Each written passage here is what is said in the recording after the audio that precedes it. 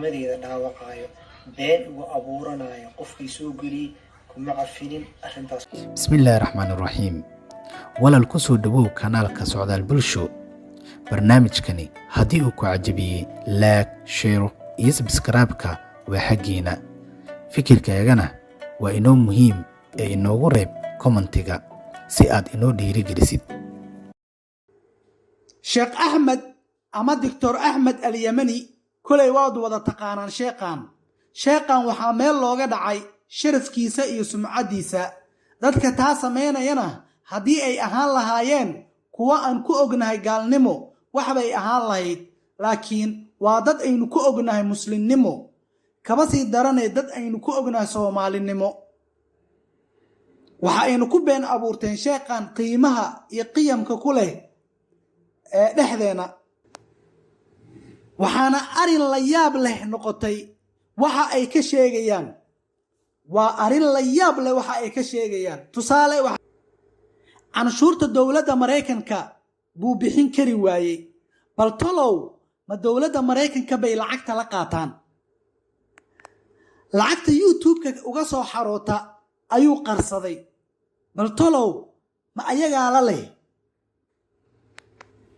waxaa kaloo ka mid ah oo la yaab leh oo tacajib noqotay waxa ay ka sheegayaan kii waxa uu ku jiraa lacagta ka xaday Mareykanka. kolay Soomaaliyey, taasi waxa ay ina tusaysaa in aan ka gudubna Soomaalinimo iyo qiimeyntii wadaadada.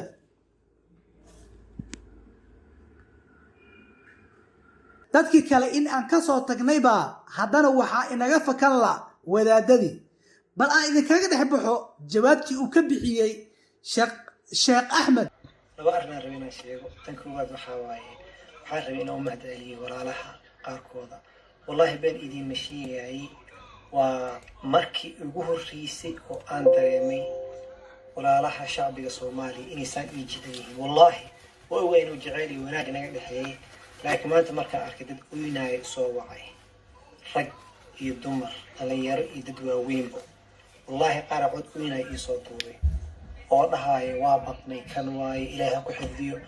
marka alxamdulilah, dadkaas waxaan rabaa inaan dhaho ilaahay subxaana watacaala waxaa idin weydiiyey dembigiina allah dhaafo, dembiga waalidkiinan allah dhaafo, jannada allah lagu kulmiyo. runtii aadan ugu farxay. waxba waxay ku bartaa marka imtixaanka qof markii la imtixaamo meeluu cashir kale kasii barana. ilaahay subxaana watacaala wuxuu ku daraya maanta ii sheegayay inay ummadan i jecel yihiin. ilaahay waxaa weydiinaa jecelkaas jannada inuu nagu kulmiyo, inuu nagu fitneeyo. arrinta labaadne laba qeyb waaye. walaalaha oo social media soo gala meesha oo waxun iska hadlaayo oo wax kasta iska sheegaayo, waxaan rabaa laba xadiid inaan idiin sheego. xadiidka koowaad, rasuulka sala allahu calayhi wasalam wuxuu yidhi, nabiga ku salli markaa magaciisa maqashay, kafaa bilmari ithman an yuxaditha bikulli maa samic. riwaayo kalena waxaa waaye kafaa bilmari kadiban an yuxaditha bikulli maa samic. macnaheedu waxaa waaye, rasuulku wuxuu yidhi qofka waxaa dembi oogu filan wax kasta uu maqlo inuu sheego. waxaa maqashay rumiya beemiya mataqaanid waa faafinaysaa, dembi intaasaa kugu filan. rasuulku wuxuu xadiid kale ku yidhi kafaa bilmari kadiban, qofka waxaa been oogu filan wax kasta uu maqlo inuu sheego. marka dadka walaalaha social media ku jiro oo ay xaaja qajaf yar markay maqlaan 99% been ku daray, ayagoo intaas laga yaabo soo inuu ku raadsanayo views ku raadsanayo, ha is ilaaliyaan. marka koowaad walaalahaas ilaahay waxaan weydiinaynaa inuu hanuuniyo hadduu hanuun la damacsan yahay. hadduusan la damacsanayn ilaahay waxaan weydiinaya inuu ummadda muslimiinta ka qabto si ayagana dembi u gelin, shacbigana ay u dambaajinin. alxamdulilah, anagu iska nabad qabnay, shaahigeena iska cabinay, alxamdulilah. hal arrinaan rabo marka inaan baraarujin mudan. si fiican ii dhegeysta arrintan, kheyr allah idin siiya. arrintaasna waxay tahay qof kasta oo social media ka soo qoray, qoraal ha soo geliyo ama waxa soo duubo oo aniga iga hadlay, ma cafinin. maalinta qiyaamane ilaaha la soo hor istaagaysaa waxaa ku hadashay iyo waxaa qortay. intaasaa raba inaan kuu sheego. ama markaa soo hadal ama kaaga ku cesho wax adig kuu yaalo waay. hal waxun baan kuu sheegaa, waxaa barateen waa idiin cafini.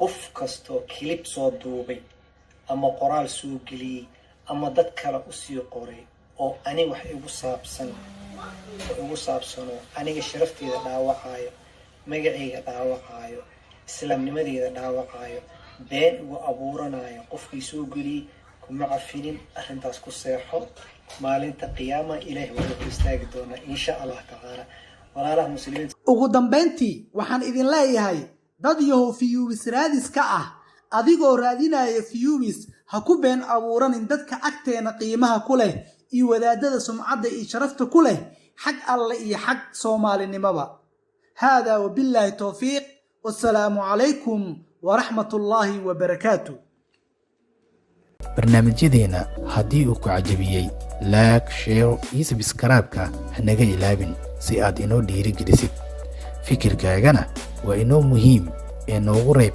kommentiga